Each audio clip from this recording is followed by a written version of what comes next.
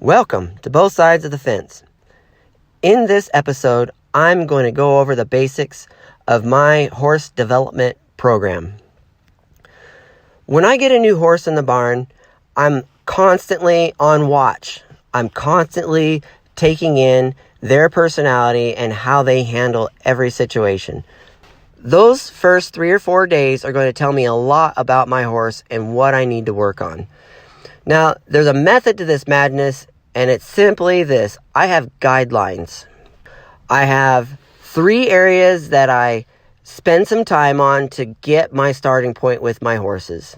One of those areas is, where is that horse emotionally? He comes into a new barn, everything's different, it's a busy place. How is he handling it emotionally? Is he calm, or is he kind of erratic? Is he running in and out of his stall? Those things are telling me emotionally where that horse is, where his confidence is, and how he deals with a new situation. Second, how is he mentally? When I get him out and I start asking him, hey, what do you know? Can you send in a circle? How do you like the saddle? What do you think of the arena? When I start asking him things that he's got to respond to me mentally about, how does he respond? Is he on board and just says, yeah, I'm ready to go, whatever you need?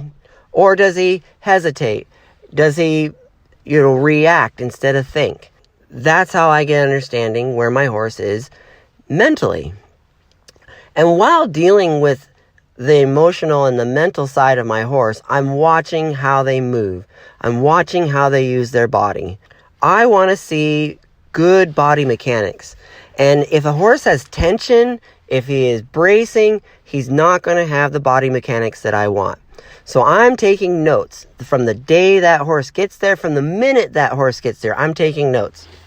And by about the 3rd, 4th day, and sometimes it's quicker than that, I have a real good starting point on where I need to work with my horses. What am I looking for?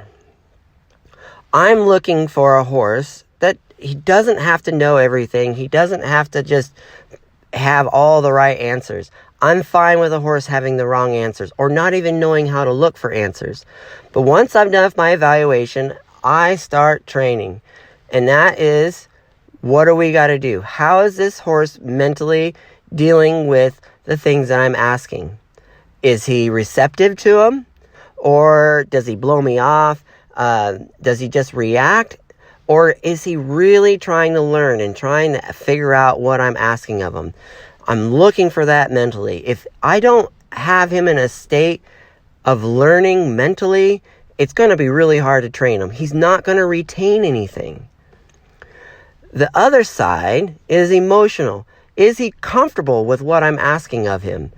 Is he comfortable with going over a tarp? Is he comfortable in the round pen? Is he comfortable in the arena with other people riding horses around him? Is he emotionally in a state to learn as well? If he's not emotionally confident in himself or confident in me, he's not going to be able to retain, because he's going to be using, well, it's not really emotion, but he's going to use what God gave him, and that is either a fight or flight response. And I have to change that and get him to process for me a little bit and try and think. I'll spend the rest of the time working on engaging him to want to learn. I want my horses to want to learn. They have to want to learn emotionally and mentally. If they are mentally trying for me, then they're going to retain what I'm looking for. But if they are emotionally not comfortable with what I'm asking of them, they are going to brace, they are going to bolt or buck, they are going to use that fight or flight response and react. So therefore, mentally, emotionally, they're not in the perfect learning state. So then I have to say, hey, how do you feel about this? And start working with them emotionally and getting them comfortable with the situation. Sometimes the mental side will bring out that comfort zone and bring out that emotional space of learning. Sometimes you have to let them fail, not necessarily think first, but emotionally come to terms with the situation, then they're mentally in a place to learn. If you don't have the mental and emotional situation under control and in place, you're probably never going to get the body mechanics as good as they can be. They might be good. They're probably not going to be at their full potential. The reason being is if they're not mentally, emotionally in the right state, they're going to brace because they're looking for the place they need to fight or flight. They're not really receptive to the learning that's being handed to them.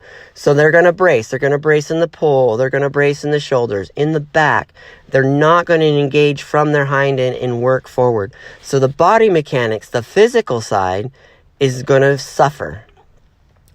Now, once that body relaxes and is working for you, it makes everything kind of come into balance. If you have your horse willing to learn for you and confidently, emotionally in a state to handle the tasks at hand, then that body is going to loosen up and relax, and they're going to move through their body more correctly than they were. They're going to have less bracing. They're going to be easier to get your lateral movement. They're going to be easier to stop. They're going to be softer in the bridle. They're going to be softer through their body.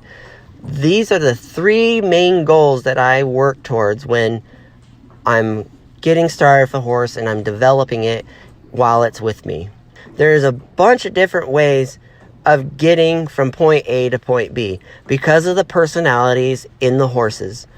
Every horse, and I'm not even going to go into the breed side of it, every individual horse has its strengths, has its weaknesses, and has its attributes.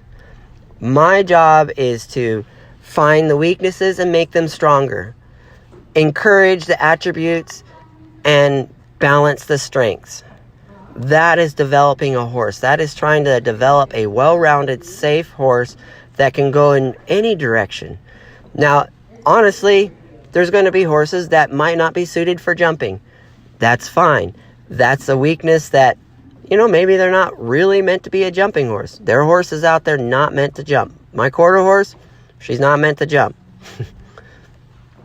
There are horses out there that can excel in any area that you want them to excel at. They'll excel as far as you, the rider, or your trainer can go with them. Those horses are great too. There is no such thing as a bad horse. There's no such thing as an untrainable horse.